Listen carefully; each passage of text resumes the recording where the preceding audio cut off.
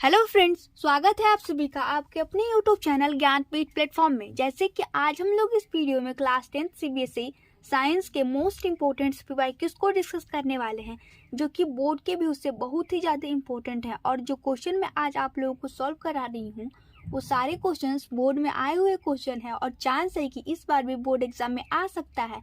तो प्लीज़ आप इस वीडियो के लास्ट तक जरूर बने रहिएगा। और यदि आप अपने बोर्ड एग्जाम में फुल मार्क्स गेन करना चाहते हैं तो इन सारे क्वेश्चन का प्रैक्टिस खुद से सॉल्व करके जरूर कर लीजिएगा, क्योंकि जब भी बोर्ड एग्जाम में आपके आ जाए तो आप इन सारे क्वेश्चन को अच्छे से सॉल्व कर पाए। और मैं आपके नॉलेज के तौर पे बता दूं कि जो मैं क्वेश्चन यहाँ पे कराने जा रही हूँ वो क्वेश्चन बोर्ड में 5 मार्क्स का पूछा गया क्वेश्चन है और क्वेश्चन बहुत आसान है। एक दो पॉइंट पूछा है और 5 मार्क्स उस पर है, तो बहुत ही आसान है। आप यदि अच्छे से पढ़ेंगे तो हो जाएगा। तो चलिए फिर हम लोग स्टार्ट करते हैं। हमारा फर्स्ट क्वेश्चन है, what is brine, what happen when electric current is passes through it, right chemical equation for it. हमसे यहाँ पे ब्राइन पूछा है, मतलब ब्राइन क्या होता है।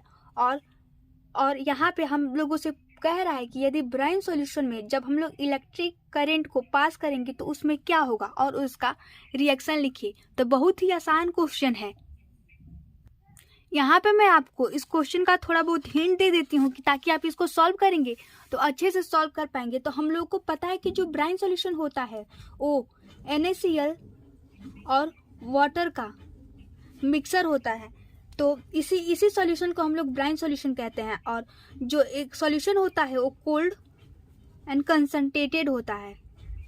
और जब हम इस सॉल्यूशन में इलेक्ट्रिक को पास करेंगे, मतलब इलेक्ट्रिक करंट को पास करेंगे, तो इसके लिए NaCl को जब हम लोग इलेक्ट्रिक करंट पास करेंगे इसके सॉल्यूशन में, तो यहाँ पे Na अलग हो जाएगा और Cl क्लोराइड यानी माइनस, ये सोडियम आयन है और एक क्लोराइड आयन है। और जब हम लोग इलेक्ट्रिसिटी को पास किए तो ये दोनों आयन अपने आप में ब्रेक हो गए हैं और ऐसे हो गया। और यहाँ पे वाटर भी जो H2O होता है वो भी इलेक्ट्रिक करंट के प्रेजेंट में ये भी H+ और O माइनस के फॉर्म में ये भी ब्रेक हो जाता है।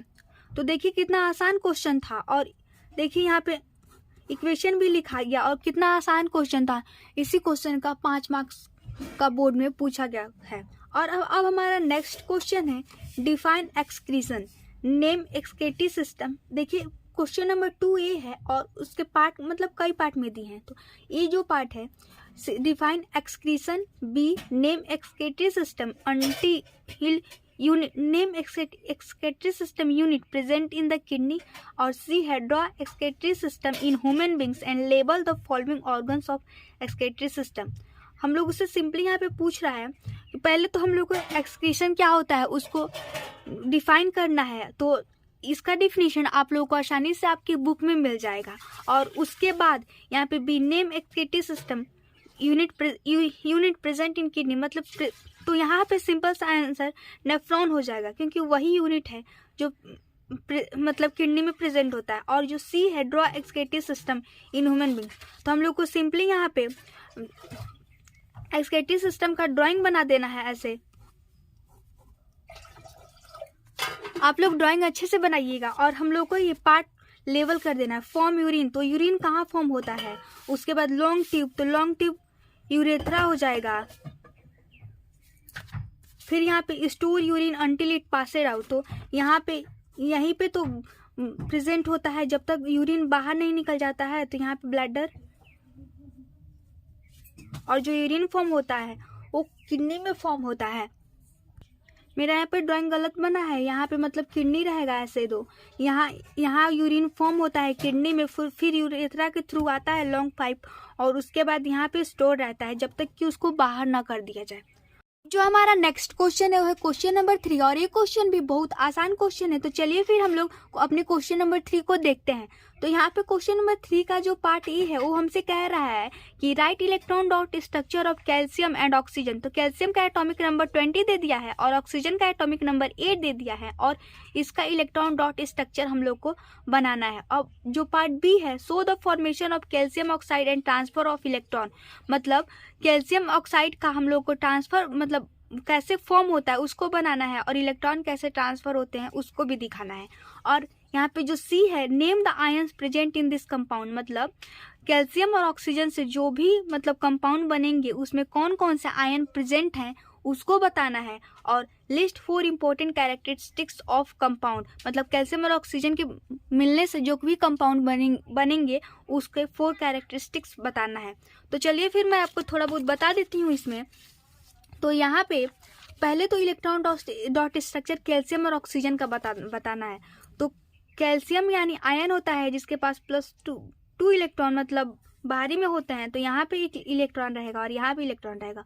और ऑक्सीजन का 6 सेल आउटर मोस्ट सेल में होते हैं, तो यहाँ पे 1 2 3 4 5 6 ऐसे हो गया, ये फर्स्ट पार्ट है। और B show the formation of calcium oxide by transfer of electron. तो हम लोगों को कैल्शियम ऑक्साइड का फॉर्मेशन बताना है, वो भी कैसे, वो भी इलेक्ट्रॉन ट्रांसफर करके। तो इसको मैं सॉल्व करूंगी। तो यहाँ पे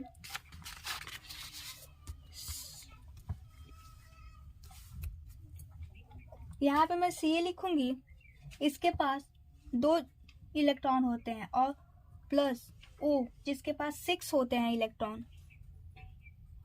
6। अब इसके पास यहाँ पे फॉर्म होगा, तो मैं नीचे लिख रही हूँ यहाँ पे क्योंकि जगह नहीं है। तो यहाँ पे Ca+2 हो जाएगा और O 1 2 3 4 5 6 -2 ऐसे फॉर्मेशन हो गया इन सब का। सॉरी, यहाँ पे +2 दिया है तो यहाँ पे 8 हो जाएगा, क्योंकि 8 जब इलेक्ट्रॉन इसको ऑक्सीजन को मिल जाएंगे तो इसका ऑक्टेट कंप्लीट हो जाएगा। 1 2 3 4 5 6 7 8 यहाँ पे -2 चार्ज, क्योंकि ये +2 दे दिया है। जब कैल्शियम +2 इलेक्ट्रॉन मतलब जब 2 इलेक्ट्रॉन ऑक्सीजन को दिया है तो कैल्शियम का ऑक्टेट कंप्लीट हो गया, क्योंकि इसके पास 2 अधिक था और ऑक्सीजन के पास 2 इलेक्ट्रॉन की डिफियंसेस थी, यानी 2 इलेक्ट्रॉन ऑक्सीजन के पास कम थे। तो जब कैल्शियम उसको ऑक्सीजन को 2 इलेक्ट्रॉन दिया है तो इसका भी ऑक्टेट कंप्लीट हो गया है। तो यहाँ भी इसके आउटर मोस्ट सेल में 8 इलेक्ट्रॉन हो गए और ऑक्सीजन के भी आउटर मोस्ट सेल में 8 इलेक्ट्रॉन हो गए, और ऐसे कैल्शियम ऑक्साइड का फॉर्मेशन हो गया। जो कंपाउंड बना है CaO बना है, कैल्शियम ऑक्साइड। अब जो नेक्स्ट क्वेश्चन है वो हमसे पूछ रहा है कि name the ion present in this compound, मतलब ये जो कैल्शियम ऑक्साइड कंपाउंड है इसमें कौन कौन से आयन प्रेजेंट हैं। तो सिंपली यहाँ पे कैल्शियम आयन, कैल्शियम +2 आयन और ऑक्सीजन -2 आयन प्रेजेंट है, मतलब ऑक्सीजन और कैल्शियम के आयन इस कंपाउंड में प्रेजेंट है। अब जो फोर्थ पार्ट है, list 4 important characteristics of this compound, यानी कैल्शियम ऑक्साइड मतलब CaO है, इसके 4 कैरेक्टरिस्टिक्स को लिखना है। तो आसानी से लिख पाएंगे कि ये वाटर में सॉल्युबल होता है, फिर हार्ड सॉलिड होता है, उसके बाद इलेक्ट्रिसिटी को कंडक्ट नहीं करता है। ऐसे ही आप लोग अपने मन से 4 भी लिख सकते हैं, 4 से अधिक भी लिख सकते हैं, आपको मार्क्स उतना ही मिलेगा। अब हम लोग अपने नेक्स्ट क्वेश्चन को देखेंगे। तो हमारा नेक्स्ट क्वेश्चन है question number 4। An electric bulb is rated at 200 volt and 100 watt, what is its resistance, मतलब यहाँ पे वोल्ट दे दिया है और वाट उसका पावर दे दिया है और हमसे पूछ रहा है कि उसका रेजिस्टेंस क्या होगा। और जो सेकेंड पार्ट है, calculate the energy consume by 3 such bulb if they glow continuously for 10 hour for complete month of November. And जो थर्ड पार्ट है, calculate the total cost if the rate is 6.50 per unit. चलिए फिर हम लोग इसको solve करते हैं। मैं आपको पूरा सॉल्व करके नहीं दिखाऊंगी, फिर भी उतना बता दूंगी जिसके हेल्प से आप लोग इस क्वेश्चन को आसानी से सॉल्व कर पाए। तो यहाँ पे हमको पहले तो हम लोग गिवन देखेंगे, गिवन नोट करेंगे कि हम लोग को गिवन में क्या क्या दिया है। तो यहाँ पे दिया है पावर 100 वाट दिया है और यहाँ पे जो वोल्ट यानी 200 वोल्ट। अब यहाँ पे हम लोग को पता है कि जो पावर का फॉर्मूला होता है वो V²/R, R यहाँ पे रेजिस्टेंस है और V यानी वोल्ट और P पावर। तो इसके हेल्प से हम लोग रेजिस्टेंस निकाल लेंगे। तो यहाँ पे PR = V² और R = भी स्क्वायर बाई पी। देखिए इस फॉर्मूले पे जब हम लोग इसको पुट करेंगे तो आसानी से हम लोगों को रेजिस्टेंस की वैल्यू पता चल जाएगी। तो चलिए फिर मैं आपको सॉल्व करके ही दिखा देती हूँ। तो भी स्क्वायर यानी 200 का स्क्वायर अपॉन पावर यानी 100। अब यहाँ पे 200 का स्क्वायर 4, यहाँ पे और 100 ऐसे, यहाँ से 2 जीरो से 2 जीरो कैंसिल, और जो रेजिस्टेंस आया 400 ओम आए। अब जो हम लोगों से जो बी पार्ट पूछ रहा है, मतलब यानी second part, calculate the energy consume by 3 such bulb if they glow continuously for 10 hour for complete month of November. मतलब नवंबर के महीने में पूरा कंप्लीट मंथ 10 घंटा एक दिन में जला है, तो नवंबर के महीने में कुल 38 डेज होते हैं और 10 आवर एक दिन में जला है। तो यहाँ पे हम लोगों से एनर्जी फाइंड करने के लिए पूछ रहा है। तो हम लोग को पता है कि energy is equal to P into T, और यहाँ पे 3।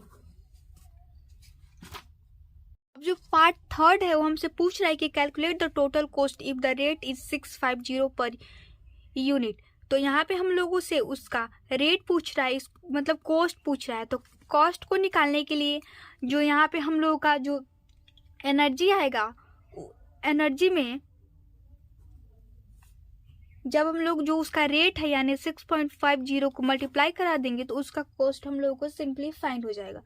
तो चलिए फिर हम लोग अपनी वीडियो को बंद करते हैं, और यदि आप लोगों को यह वीडियो अच्छा लगा हो तो प्लीज़ उस वीडियो को लाइक करिएगा और हमारे चैनल को सब्सक्राइब जरूर करिएगा। Thank you.